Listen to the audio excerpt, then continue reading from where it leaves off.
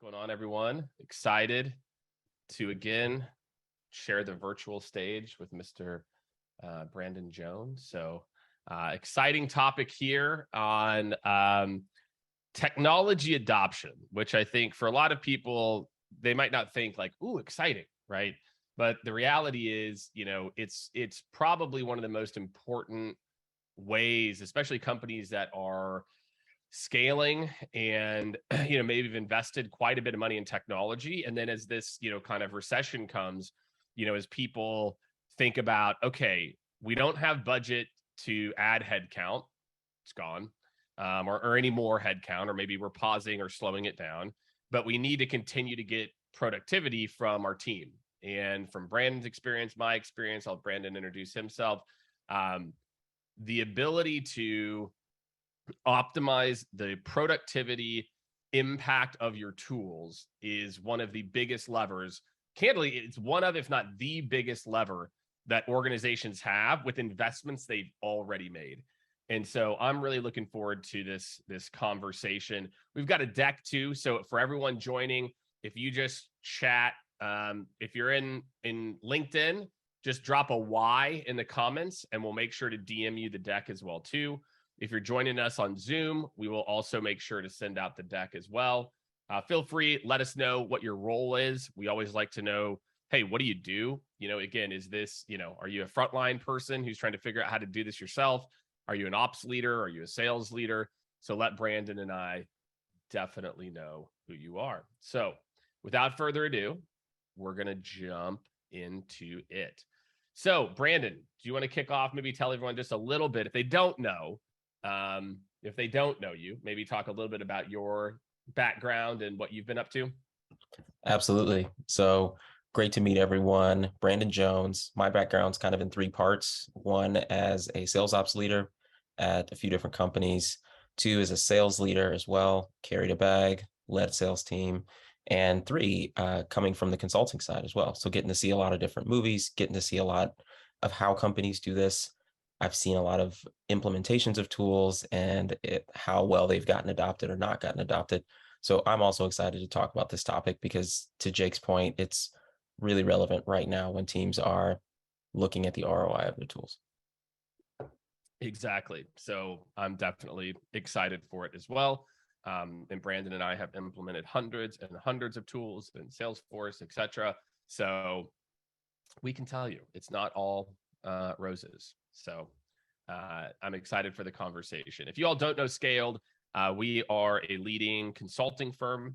We just got an award recently as one of the top consulting firms in the US, which is exciting.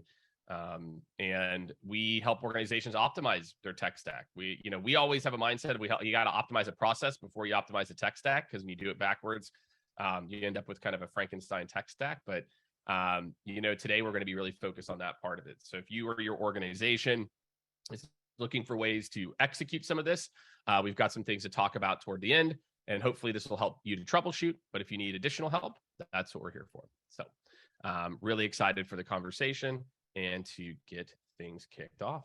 So without further ado, so the state of sales tech adoption, right? For me, when I look at some of these reports, companies in the last year have rolled out a ton of tech, right? 50%, right, have rolled out at least 2 or 3 new sales techs, which is, that's a lot.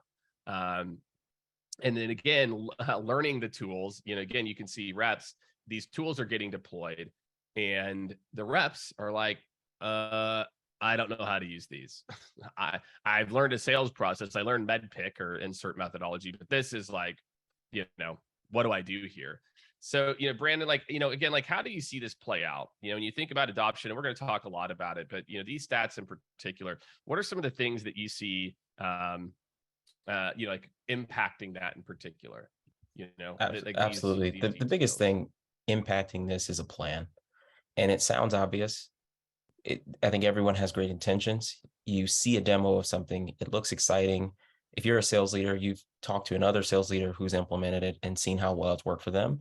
And all the effort from this that we see goes into the hype and the upfront sort of excitement about the tool. And then the the follow through just starts to trail off in terms of, well, the tool should do its thing. I've put it out there. It should be working. And That's then right. that's when we see companies run into this. So I totally agree, Jake. I think it's the follow through and realizing that just getting it out is not enough, where a lot of companies fall apart with new tool adoption. Yeah. Yeah, and I think for a lot of folks, and I was just informed that the chat apparently is turned off, but I'm working behind the scenes to fix part of that. And again, again, and I think Brandon, to kind of lead into it, that's exactly, why this stuff happens, right? It's like a VP of sales talks to a buddy at a conference or, over whatever, and then says, "Oh man, I heard that this tool is the best." And then they go to sales ops. They don't necessarily do the diligence to, talk to their sales leaders or people, and they get pumped up. They say, "Great, go figure it out." And and then, like you said, they get through the implementation. And I think part of it, Brandon, I don't know what you think. I think part of it is some of the technology providers make things sound a little easy. Oh, absolutely. Yeah. Because again, on the sell side, it's almost like why you don't ask the barber if you need a haircut. If they're selling it to you, they want you to feel like you're going to be up and running, hit a button, everything will work. 10 And I minutes. think all of us who've used a new tool know that that's not the case. There's a ton of follow through that just has to happen after you get it out to even get it close to adopted. Yeah, I love that. And I think I'm going to steal the barber. Don't ask the barber if you need a haircut. I mean, usually maybe you do, right? You just get it tightened up. But, I think it's such a good call out. I think and I see this especially with tech companies, right? Where move fast, break stuff, right? And I think sometimes that mindset can be fine in certain parts of the business, but when it comes to anything that involves change management, I'd say that there's like a category of tools that kind of run behind the scenes.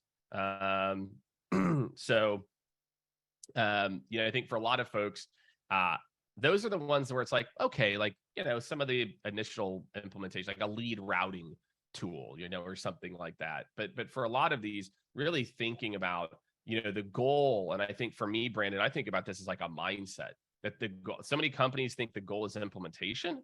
The goal is adoption, right? Like the goal is like, actually people using it, and getting a lot of value. So let's talk through it in this, kind of this vantage point. By the way, marketing team, I love this slide. I think it's such a great explanation of this. So Brandon, talk us through kind of this process and then kind of what you see happens in this kind of crescendo and post crescendo. Absolutely. So this is the part, and I love this slide as well, that we alluded to earlier when we talked about the peak excitement for a tool coming in the demo, pre-demo, walkthrough, thinking about what the plan is right before you sign, getting right to implementation, and then sort of feeling like, okay, wait a second, this, we were promised that this thing would just turn on and be ready to go. And a lot of these tools, to Jake's point, are pretty simple to turn on. I think we've seen the implementation curve for a lot of these tools getting uh, more, less steep, right? But the piece that I think is not as exciting is the follow through, and you can see on the right there Mm-hmm.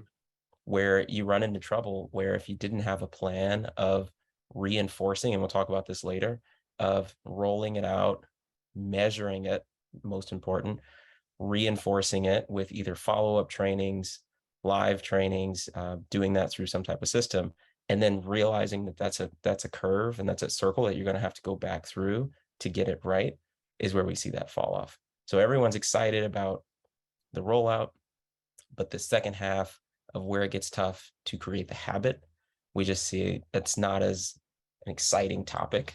And it's just something that either no one owns or everyone kind of points a finger and says, that's not the thing I'd like to own. Yeah. Yeah. And again, I love this. What I love here, we'll talk about it, is in leadership change, which I mean, look, I think for a lot of people, it's like, oh, well, leadership change is like, no. Like leadership change is like a very real thing, real part of it. I'm sorry.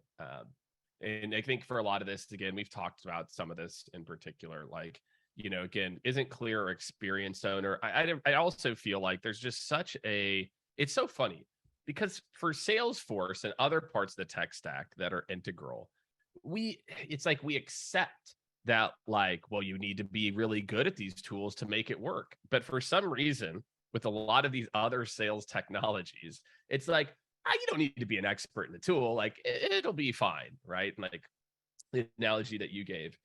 So again, for a lot of you, when you're thinking about these things, it's just, you need an expert, whether it's, us, like their professional services. I don't really care. It's just, if you're going to implement this, you've got to make sure that you get people who have been there and done it multiple times over. Again, it's like, how many of you, virtual raise of hands, how many of you would say, oh yeah, like we're gonna deploy Salesforce, and oh yeah, we're gonna go with somebody who's only done it once, like never before, right? It's the first time. No, you'd be like, oh my God, absolutely not. Of course we're gonna go do XYZ. And I think, look, not every tool requires the same lift, but there's a degree of lift that every tool, really can drive. That needs, right? Every tool needs to be able to drive adoption. So, again, like I kind of talked about this, and we're kind of getting into this change management. Like, what do you like? Change management, I think, Brandon, can be a big topic, right? For some people, right? It's like, oh, change management, it's a lot. How do you think about like the paradigm or the concept of change management, specifically when it comes to, these types of, technology? Yeah, that one, I love that slide because that one hits home for me where it talks about when you think of implementing a new tool. I think if we've all been on a sales org, we've all been a part of this. It feels like RevOps or sales ops job.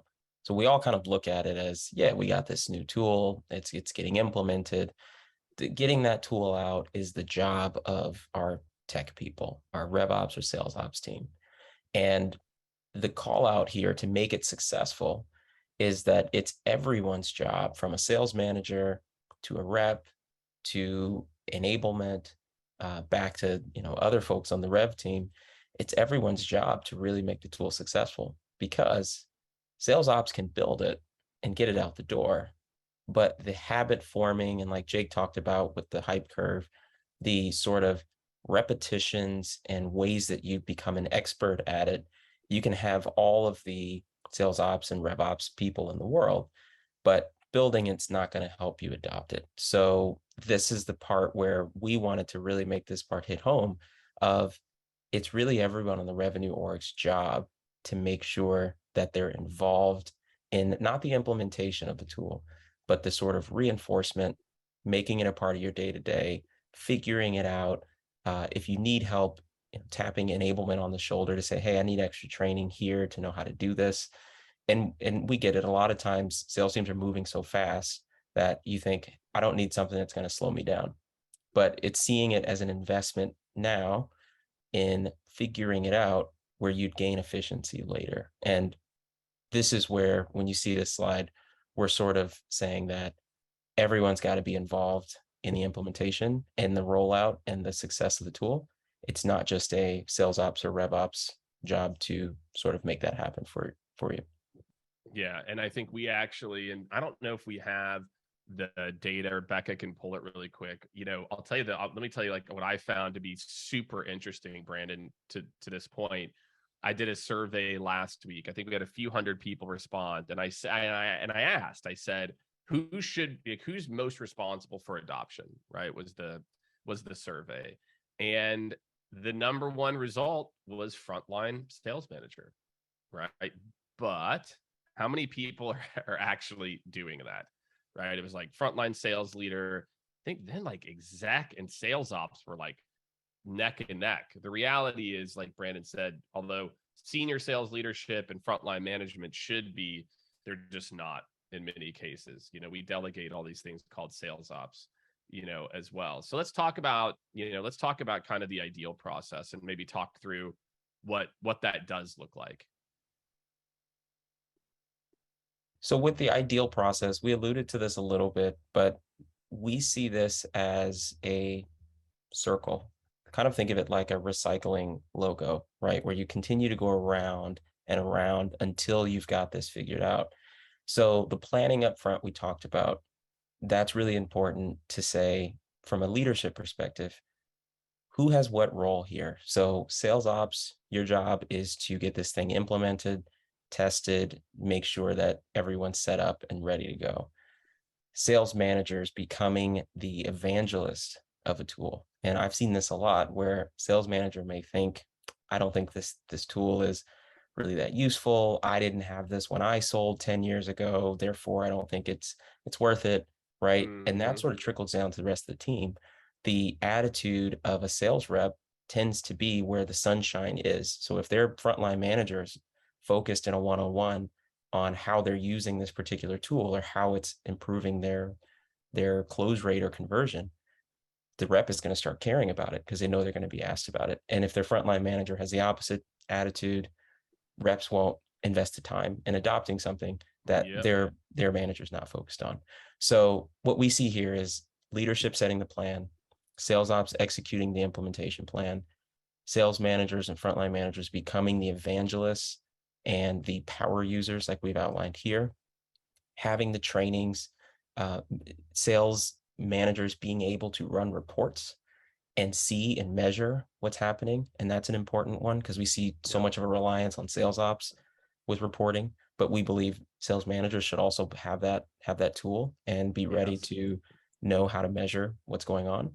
And then the last part is continuing to do the measurement, reinforcement, whether it's live training uh, or training through a system, continuing to go through those processes until you get to a point of critical mass with adoption. So this is what we've outlined from how we've seen these engagements and the most successful teams roll out tools that we've helped them either roll out or they've rolled out themselves. That we love this framework and have sort of borrowed it in our thinking.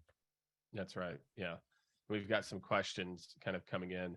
All right. This is a great one and like so well timed. So, anonymous attendee, someone was nervous to ask this, Brandon.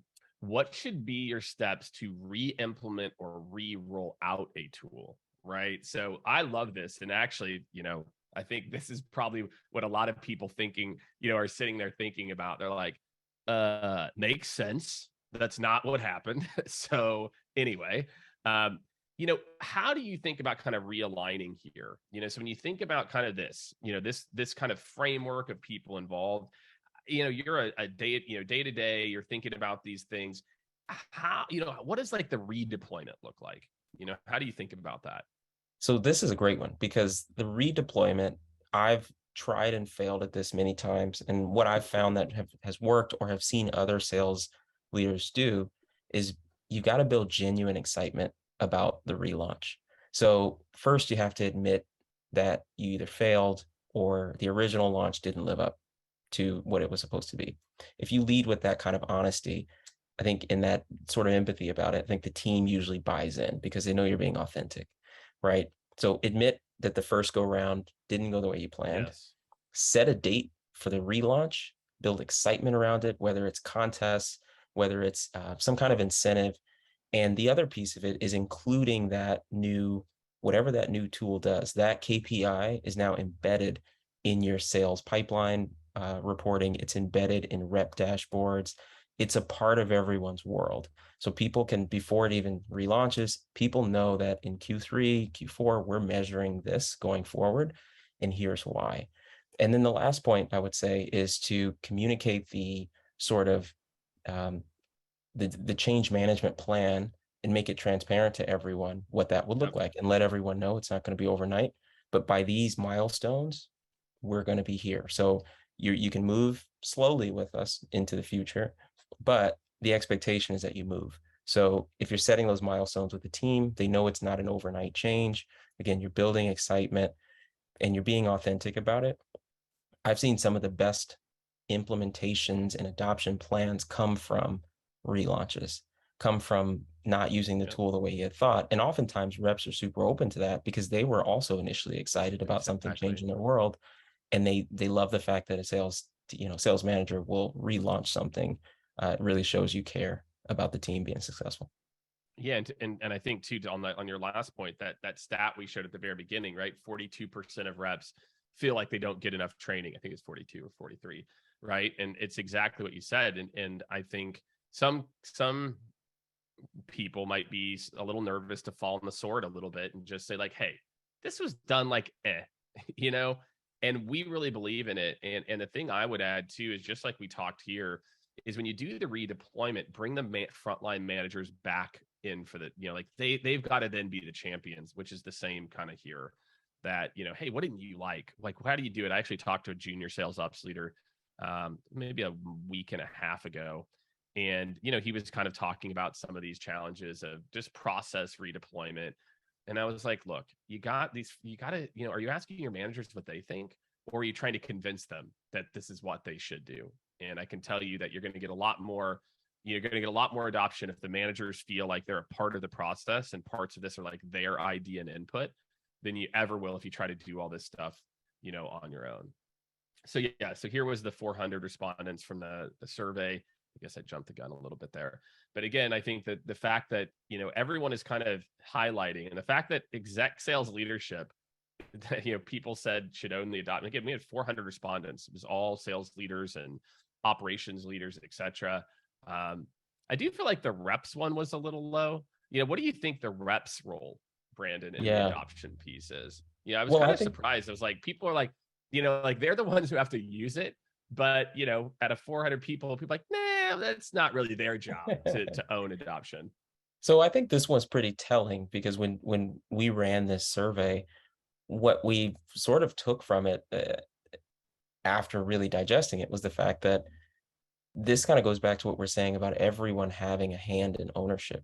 So the fact that sales leadership, sales ops, and frontline sales managers are almost a toss up, with the reps piece, reps kind of feeling like these other groups need to set it up so that I can be successful, we think makes sense, because it's essentially saying everyone's got to have a different part in this to make this thing work.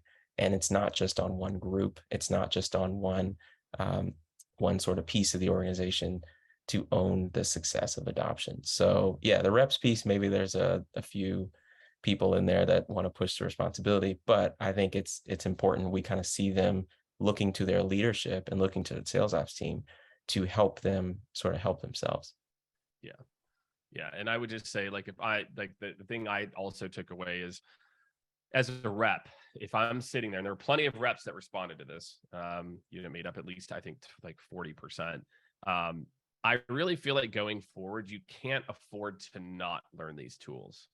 Whether you start off using outreach and then you have to use SalesLoft, or you start off using, X, and then it's the way that your leaders are going to expect you to show up is with a knowledge of how to use these tools, right? And again, not every tool. Brandon and I were talking about this the other day, about just how many tools there are, and trying to keep up to speed is impossible nearly. But I think reps, what I would say is, if you are a rep and you're tuning in and listening, it is also your responsibility. And I would say, and even if you don't want to do it for the company you're working for, maybe you're just like not excited. I just don't think in 5 years you can be a really, really, really successful, productive seller, maybe certain industries, unless you know the tech, because the tech can just make your life so easy. And so I just encourage all the reps out there to really, think about some of those things. All right. So let's talk about the impact, right, of like what this looks like, right? So again, this is a great, kind of stat here, is like what factors contributed to the ability to hit targets, right? This kind of just reinforces, what we're talking about is the frontline leadership. There's another stat. I think actually, and we might have it in here in a little bit, just around like, where people go for data. Yeah, I think that's coming up next. So again, just think about this, everyone, when you're thinking about, sales tech and any type of change management initiative, that again, what are the things that people called out, right? They called out support. They called out ongoing training. They called out great onboarding experience, right? Great product, obviously that helps, right? Great comp plan, that helps as well. But even more so than a well-documented process. And I think sometimes, companies like are so focused on, I have this perfect sales playbook, not realizing that, again, where people are actually getting value is from some of these other, kind of training or onboarding. So, with all this technology going on, when I think about like, some of these issues, I think about, who is going to one, assess it. Like I said, right now, a lot of organizations do a really poor job of assessing the specific tool set. Instead of really looking at sales tech as a throughput mechanism. And what I mean by that is, like, say you have a long tube and there's different buildups in there that are stopping the water from flowing freely. And instead of us really assessing the journey that the sales reps are go through and customers go through, many times we just see a part of buildup and we're like, oh, let's go fix that. And so we don't really assess the holistic system. And then whenever we pick that, we don't assess the right amount of tools, as a part of this. So again, when I think about this in particular, assess is big to me. Again, Brandon and I have talked a little bit about implement it, and also then, like ongoing manage. How do you think about like the ongoing management, Brandon? Because again, I think so, like, let's say, all right, and because this is what I see even with companies that kind of think that they're best in class. They're like, okay, we did what you said. We've got an implementation plan. Now we've got, a decent amount of people. What does like ongoing management mean to you? So the ongoing management part is interesting because it's one of those things where we showed that slide before about everyone having a hand in it. So I think the misinterpretation about the ongoing management is that it's one part of the rep org's job and everyone else sort of, has done their part to get it to this point, whether it's exec leadership of assessing it, sales ops of implementing it. So everyone kind of feels it's not their job, right, to sort of management. Everyone's kind of feel like they've done their job. And this is where we think it's a little bit of everyone. So it's sales leaders, exec leadership, putting sunshine on it each week with the team and measuring it and say, hey, I'm looking at this. It's on my dashboard. It's a part of my world. I'm looking and I'm measuring this to see if we need to reinforce it to get it adopted. With sales ops, it's making sure that folks know how to run those reports and they have the access to the data, and if the data needs to be cleaned up, et cetera, but it's visible to the groups. And then with the management, the part of owning it with manage it with frontline managers is talking about it, again, making it a part of their reps world, saying, hey, I'm checking in with you. I noticed you weren't using this new tool that we implemented. You're still using the old system for this, or you're still using a manual email send or workaround. I want to know, and I'm not accusing you, but I want to know why, what's going on, and what can we improve? What can we do to help reinforce this for you? So a lot of times reps who need help aren't going to raise their hand. They're just going to continue doing it the old way. So it's up to all three of those groups, sales ops to provide the visibility, the leadership to say, we're measuring this, we have eyes on it, and your frontline managers to check in, again, they're measuring, but they're also seeing where they need to reinforce with reps adopting. So you've noticed the theme with our answer on this, but it's all three of those groups' job to manage, measure, reinforce. Yeah. And the thing I'll add to that is the other part to me of why management matters so much is these tools are evolving so quickly. And that example you gave of the rep, right, who's kind of using the tool, it's, outreach comes out with their commit plans. Okay, what are we doing around that?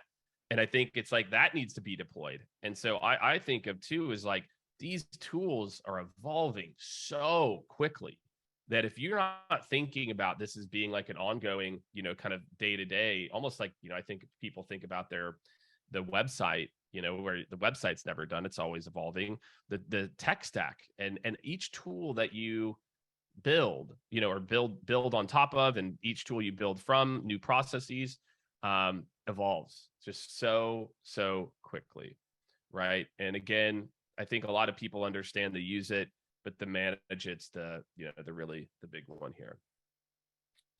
All right, so we broke down a little bit of this already around, again, especially like manage like frontline leaders. Like I said, if you want now, this is a good spot to do a screenshot of just kind of how to think about this. And the same answer, this really applies to that question that we got earlier. And feel free to drop some additional questions that you all have. Brandon and I love to kind of hop in and start to answer those. But just think about these processes And you don't have to have a perfect mix of like, it's just the decision makers, it's just the ops. Again, as we've talked about, there should be kind of others involved here. These are the people that are, actually going to do the work many, many times. But there's just such an opportunity here that to just take a little bit of extra time, what we're talking about now to a lot of people might sound like a ton of extra work. Like, oh my gosh, it's this, it's that, it's this. The reality is it's all in like the planning phase. It's like, if you just do a little bit of additional work in the planning phase of how you're going to assess the tools, making sure that you've got a strong implementation, manage an ongoing management plan, take the extra 10 to 15 hours.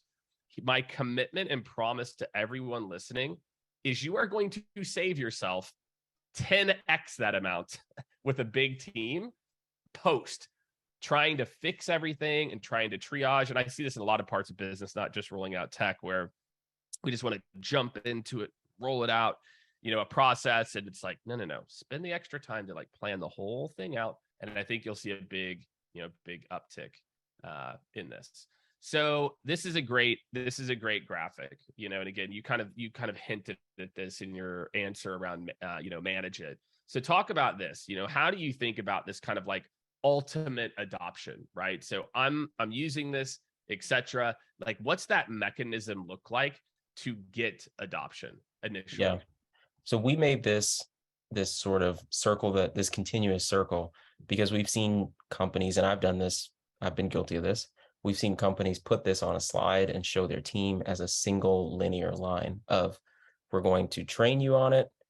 We're going to, and maybe they say measure, maybe they don't, right? They might sprinkle in some reinforcement, but at the end, there's always adoption. And it's this sort of start to finish line that has no revisiting of any steps.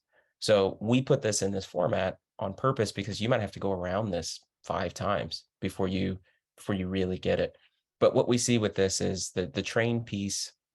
This is the planning Jake mentioned of the rollout, making sure you've got the right folks that have the right responsibilities to make this tool successful and get the information out about it, the documentation, et cetera. So most teams understand this part, right? This is the excitement around it. The measure piece is really important because of the fact that we mentioned it seems intuitive, that people think they'll just kind of know if people are using it, or they'll raise their hand, but oftentimes they don't. And if they know that you're not looking at it, they're going to know that they don't have to do it.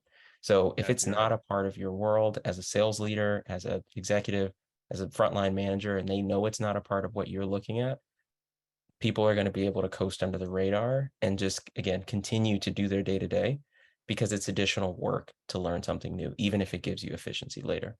The reinforcement part here, and this is where we think this is where frontline managers are critical in being that evangelist and understanding the nuance of a rep maybe not telling you that they want help, but asking why they might be doing something the old way, like we talked about, when you've got a new way to do it that's better.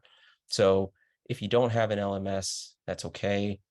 LMS is a great way to reinforce it, but you can also do this with live training, just setting time on. This could be office hours. This could be just time blocks where you've got as a sales team where you do skill development, right, on some kind of cadence, but you can easily slot those things in.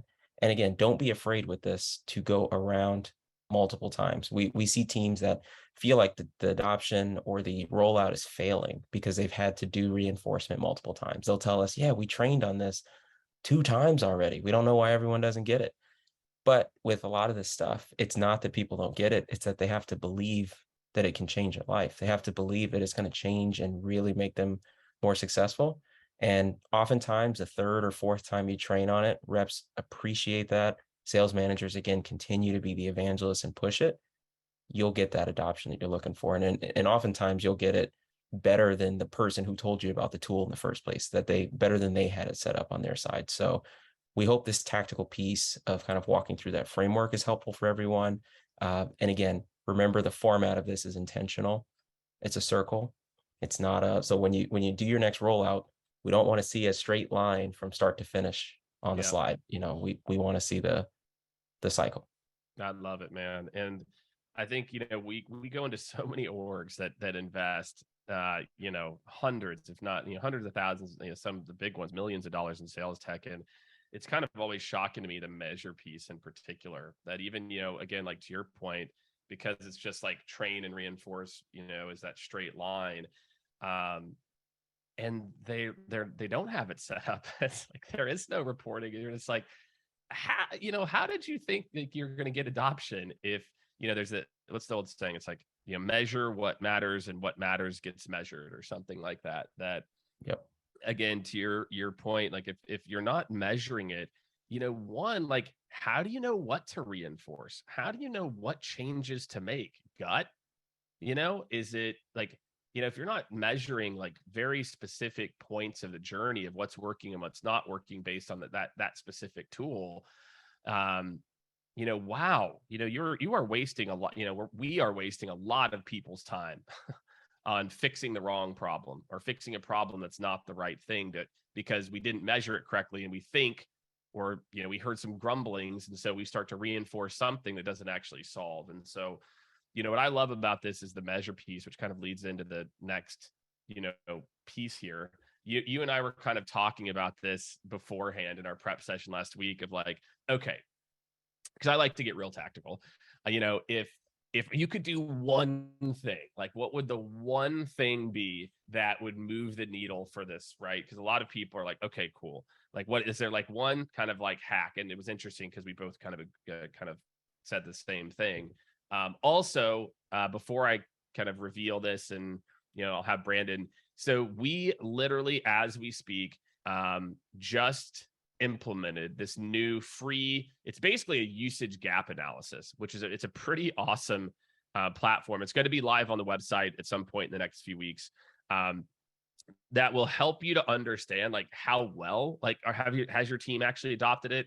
And we put in the chat outreach. It's really, if you're using any sales engagement platform, this analysis will be helpful for you. If you're using Salesforce, we've got a CRM gap analysis.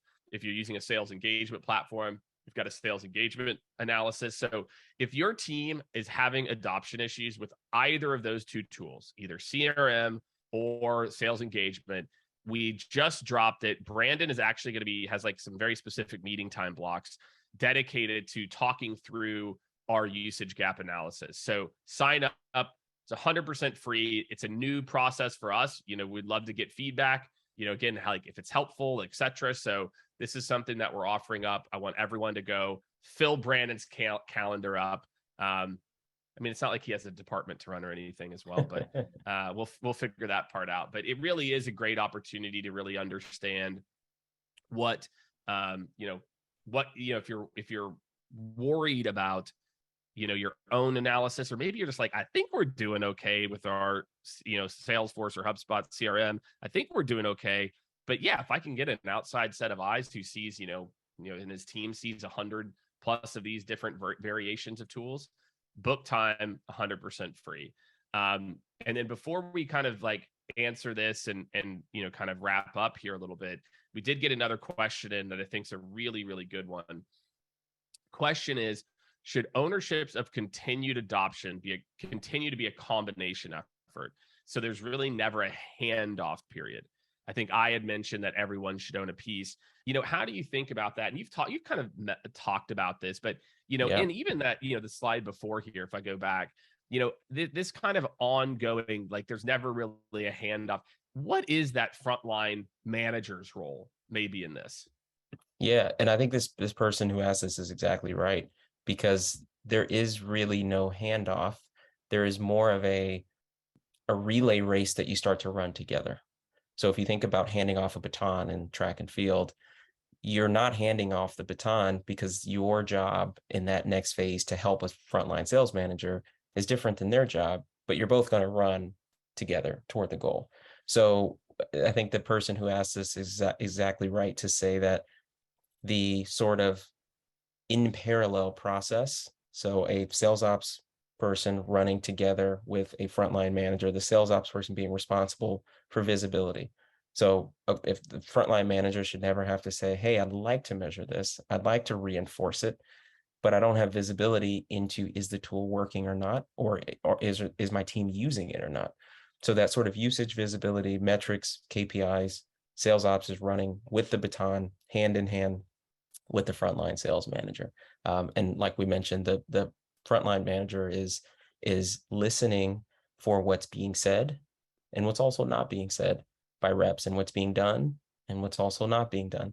So their job is really nuanced in the sense that they need to have ears on the street and really understand and be that evangelist, like we mentioned, to say, I notice you're not using this, or I notice you're using that. And another good point we want to highlight with this to make it more successful is the more a frontline manager can highlight specific folks on the team who are doing it well Yes, and exactly. lift them up and sort of give them their kudos and praise.